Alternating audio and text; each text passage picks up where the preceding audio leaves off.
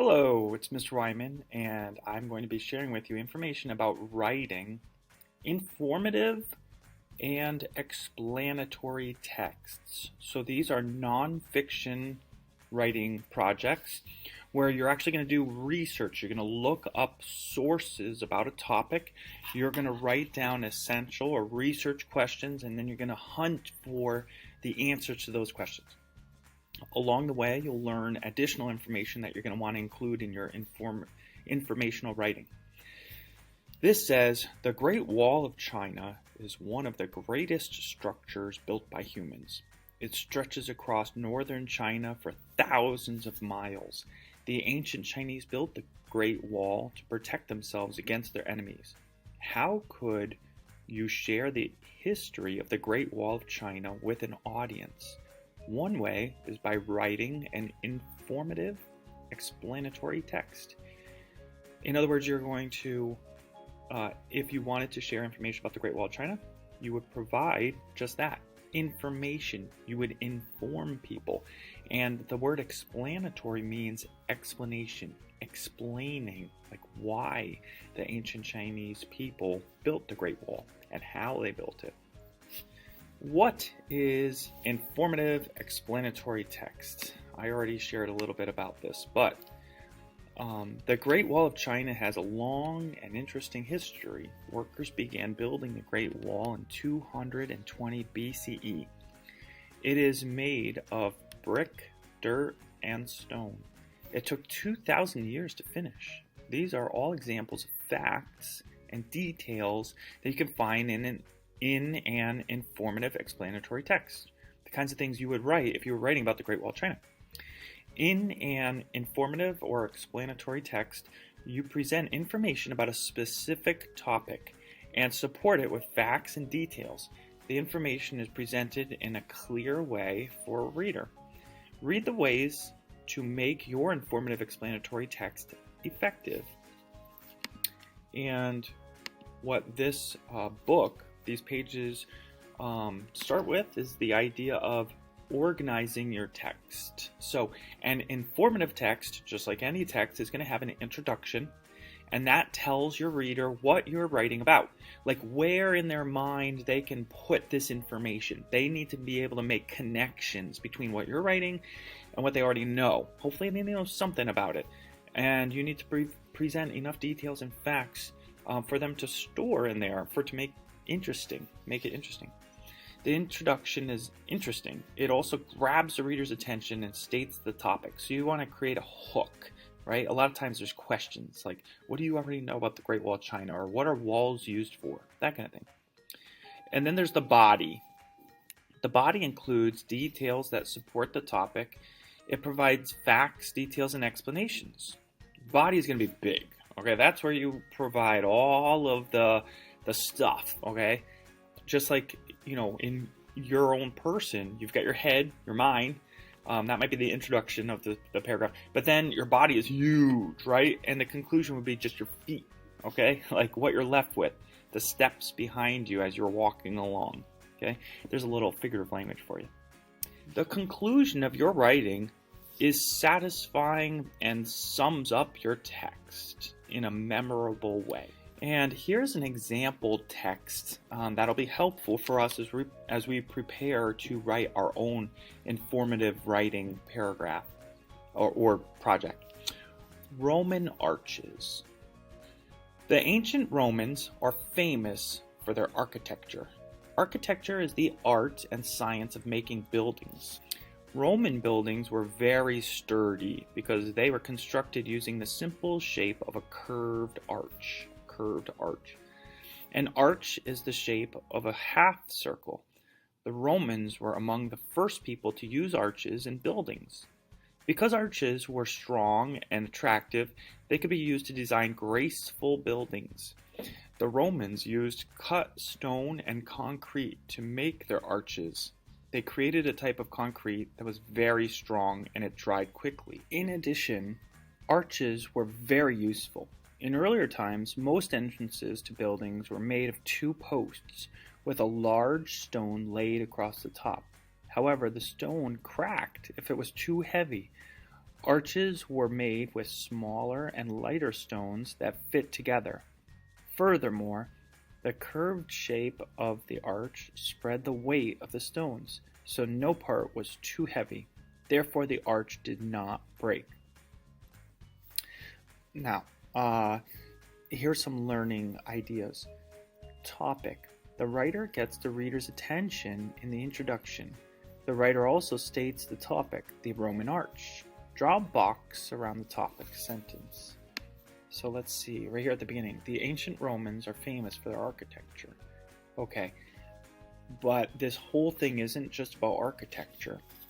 Architecture is the art and science of making buildings. Roman buildings were very sturdy because they were constructed using a simple shape of a curved arch. That right there is what this whole thing is going to be about. An arch is the shape of a half circle, and they explain what an arch is. So the topic sentence might be Roman buildings were the simple shape of a curved arch. Roman buildings were very sturdy. Supporting details. The writer uses details in the second and third paragraphs that support the topic sentence. Underline the explanations, details, or facts in the paragraphs. So, because the arches were strong and attractive, they could be used to design graceful buildings. The Romans used cut stone and concrete to make their arches. They created a type of concrete that was very strong, and it dried quickly too. So this is like explaining how the arch was built and made and its uses. Additionally, and this right here talks all about, the third paragraph talks all about what the arch replaced. There's right here is an image of the arches. This was before they used the curved arch, and this had just a solid block across the top. That could be, like, if you put too much weight right here in the middle, what would happen? This would break, and these two side parts would come, like, pulling away. For this one, it kind of evenly distributed the weight and the work of the structure. Here's a second half of this text. Supporting details. The writer provides more details that support the topic in the fourth paragraph. Underline the explanations, details, or facts in the paragraph. Well, let's just look at them. And then will be the conclusion. So, let's see. Paragraph 4. The Romans used arches to build many buildings and structures. For example, theaters, baths, and bridges were built using the arch. One of the most important structures built with the arch was the aqueduct. Rows of arch after arch made the aqueducts look like big pieces of lace. Aqueducts were bridges that brought water into cities. They were many miles long, stretching from the mountains to the cities around the Roman Empire. Millions of people relied on the aqueducts to get their water. And this would be the conclusion, this last paragraph here. And the conclusion, in the conclusion, the writer includes a satisfying conclusion that briefly sums up the text. What sentence sums up the information? Draw a star next to it. So the arch was very important to Roman architecture and was used in structures all across Rome. If you ever go to Rome, you can look for the arches in the ruins of ancient buildings. They give us a hint of how buildings were constructed long ago. I think probably the summation would be this first sentence of the concluding paragraph, that they were important to Roman architecture and used all over Rome.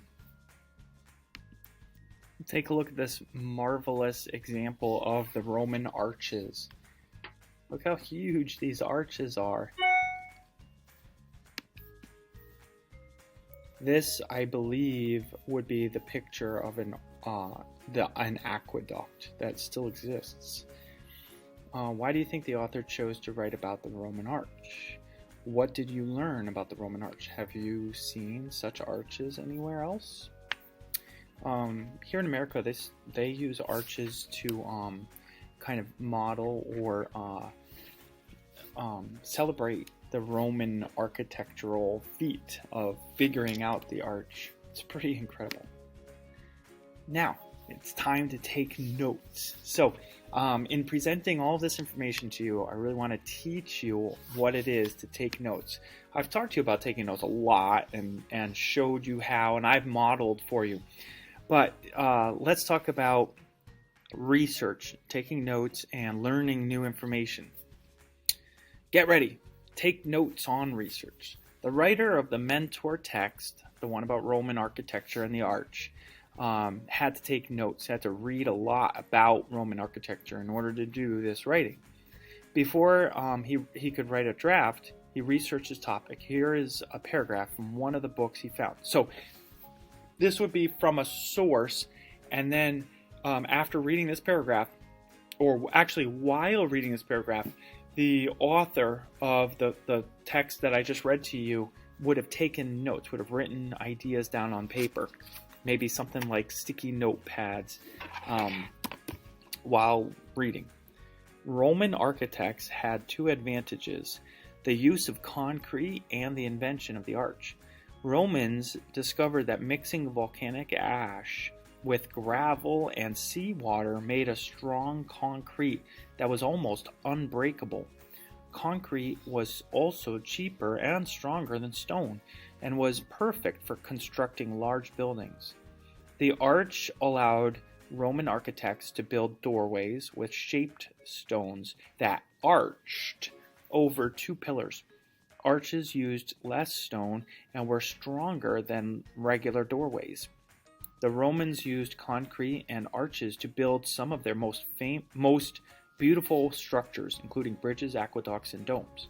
Okay, what kinds of things would our writer, our author, have written on notes while reading this?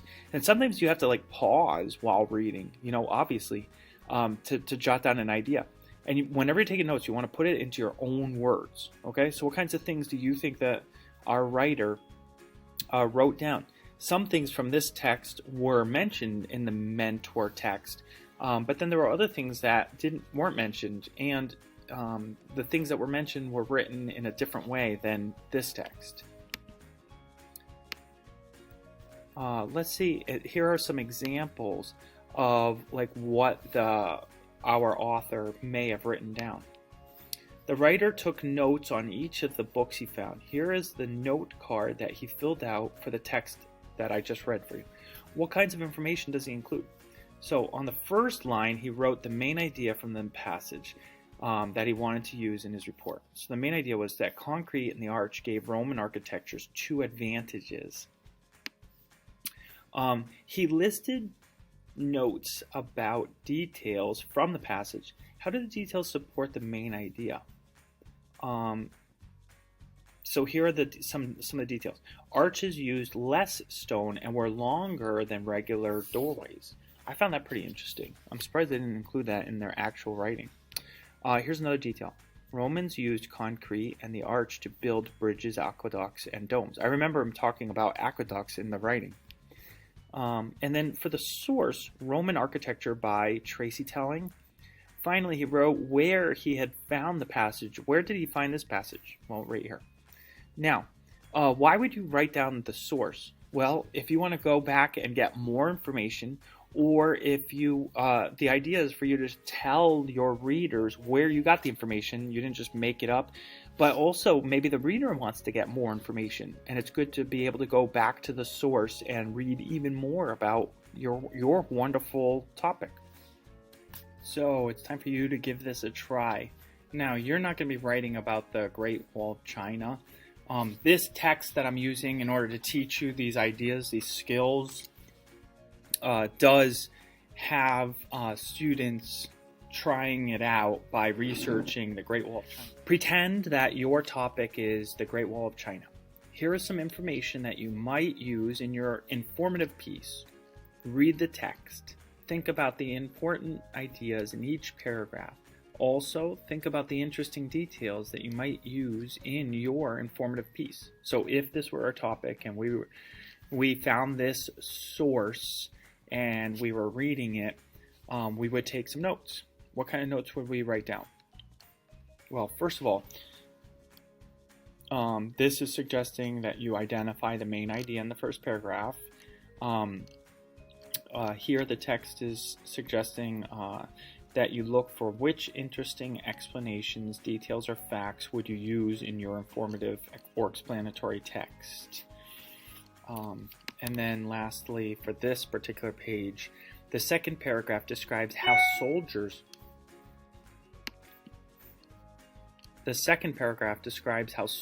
guarded the wall. Which details do you find most interesting in the paragraph? If you find it interesting, other people will find it interesting, so you're going to want to write that down when you're taking notes. And I'm going to read this out loud for you, but you are going to reread this to yourself, and you're going to actually write down some notes. And there's on the next slide, there is this graphic organizer. Now, you could actually just do this on your paper and take a picture of it and share that with me through your Google Classroom, and that's perfectly fine. Or you could type into that graphic organizer. From China's Great Wall by D. Everett Tunard. Construction on the Great Wall of China started over 2,000 years ago, around 221 BCE. The wall was built by soldiers, peasants, and criminals. Different materials were used to build the wall. Most of the materials used were found in the area. For example, in rocky areas, the wall was made of stone. If stone could not be found, then pounded dirt was used. In later years, the wall was made of brick. If the wall was attacked, the soldiers defending the wall used different ways to communicate with each other. Stone towers were built near the wall. These towers were built on high ground so they could be seen easily by soldiers in nearby towers. Once the enemy was spotted, soldiers built a fire on top of the platform of the tower. The soldiers guarding the next tower over saw the smoke and built their own fire on the top of their platform. Sometimes the soldiers fired cannons to warn the soldiers in other towers that the enemy was near. Like I said, I want you to go back to the text and I want you to try writing down some of these things. So go ahead and identify the main idea, write it down. Also identify some details that would be helpful in remembering from that passage. And then make sure you include the source. This whole thing is just practice. And I want you're learning how to do this. I want you to submit this to me so I see that you went through this lesson, you listened to this video, you read the ideas and learned, and then you were able to do this. Show me. And then you are going to do this with sources once we find them for your hobby project. Enjoy.